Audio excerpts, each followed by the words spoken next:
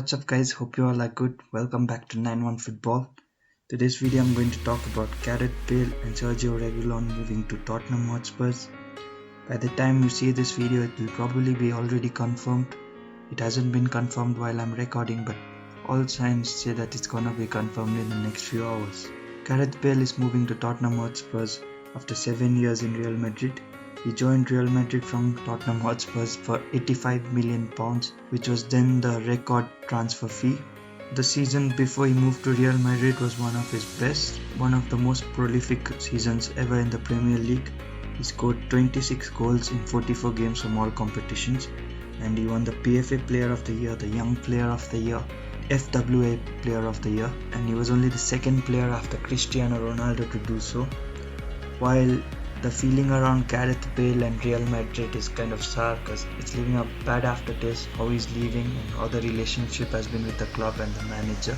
But we shouldn't forget how much of a successful player he's been for them. He's scored 105 goals in 251 appearances, and he's won 3 Champions Leagues and La Liga titles and other cups, extremely successful in terms of trophies, in terms of goals and assists.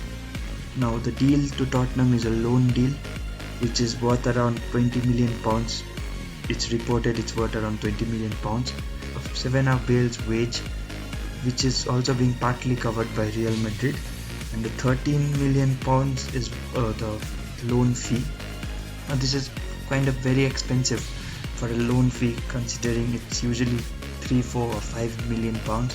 Just to show you an example of just to show you how expensive this is, if you look at Liverpool's latest signing, Thiago, who also hasn't been confirmed but will be confirmed soon, is £30 million.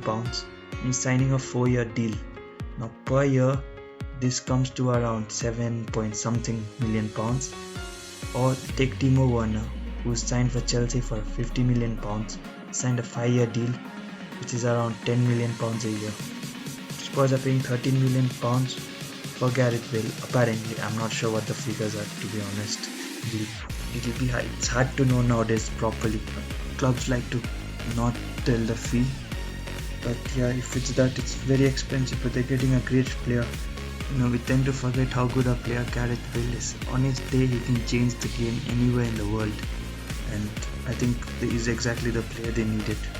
Along with him, his Real Madrid teammate who spent last season on loan at Sevilla is also joining, Sergio Reguilon at left back. £30 million is the reported fee, and he's a Europa League winner and he's a very good defender, can attack as well as defend. Now the problem about Sergio Reguilon's deal is the fact that there are 2 very important clauses in it. Manchester United wanted Reguilon and so did Chelsea. But the reason they both walked out of the deal is the fact that Real Madrid were very insistent that they must have a buyback clause. A buyback clause is basically if Real Madrid want to, they can buy back the player for a fixed cost. In this case, it's reportedly around £45 million. They also have a first refusal clause. So this clause is basically if Spurs are going to sell Reguilon further down the line, they have to go to Real Madrid first and say, we are going to sell this player, who do you like to buy him?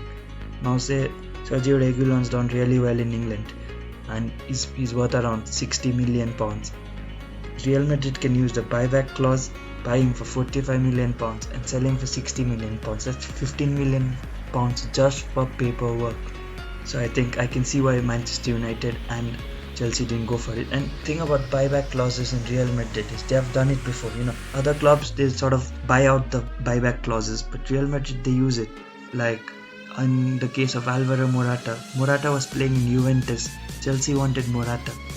Real Madrid used the buyback clause and made around £50 million or something close to that just by doing paperwork. So they have done it before, so don't be surprised if they do it in the future. It can be kind of unfortunate for Spurs fans down the line, but hopefully it doesn't come to that. I think Spurs will play in a 4-2-3-1 this season.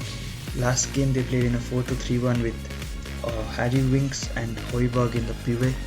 But apart from these 2 signings, I felt Ndombele came on, it was much better. The problem about Harry Winks and Højbjerg playing together They both are very similar when it comes to attacking, play safe passes and get the game ticking. But they need somebody who has that killer pass, who penetrates the defense, who sort of breaks the press. And when Ndombele came on, he did exactly that. He had this good weighted ball into the forward line, breaking the Everton press and beating the Everton midfield line. Hence, the forward line were one-on-one with the defense. This only happened a couple of times with Ndombele came on really late. I feel he should play, and Mourinho will probably play him in the future. So it will be Ndombele and Højbjerg or Harry Winks, and in front of him I think Gareth Bale will play on the right side, Son should play in the center, and Lucas Moura on the left, or Ali could play in the center and Son on the left, or they could play in a 4-3-3 with Bale again on the right of the three, Harry Kane obviously on top and Son on the left. Obviously Reguilon and Doherty are two new signings, and the characteristic which stands out about them is the fact that both of them are very attacking fullbacks. They are good defensively, but their main trait is attacking. And end of last season, it felt like Spurs were running out of ideas. So to have attacking fullbacks brings a different kind of attacking option for them. And Gareth Bale obviously brings another kind of attacking option. The fact is, Spurs have Dele Alli, Son, Lucas Moura, who with ball on the feet, they're similar kind of players. They are good in tight spaces, but they're not really Bale kind of player. Bale, he kicks the ball 10 yards and runs. That's a different kind of a player compared to what Son does. He close control, close dribble. So that's a different option. If they are like counter-attacking, Bale is superb. The goal against Barcelona in Copa del Rey was a prime example. Just runs with the ball. He's extremely fast. All parties are happy with the Gareth Bale move. Obviously, Gareth Bale wasn't happy at Real Madrid, and he's shown his displeasure. I think the fact that he was holding a Wales flag which said Wales call Real Madrid in that order showed how he felt. It also broke his relationship with the fans. The Spurs fans will obviously be extremely delighted. They haven't really replaced Gareth Bale. Mourinho will be happy because he's got a new player, he's got a different option, he's got more to pick, he's always wanting more. And I think the chairman Daniel Levy will be happy because he's sort of changed the way the club's feeling is in a week. It was kind of negative last week, and now you feel like things are looking positive and even Spurs are on the up. That is all from me for this video. Thank you all for watching. Please do subscribe and like if you like the video, and I will be posting content about EPL regularly.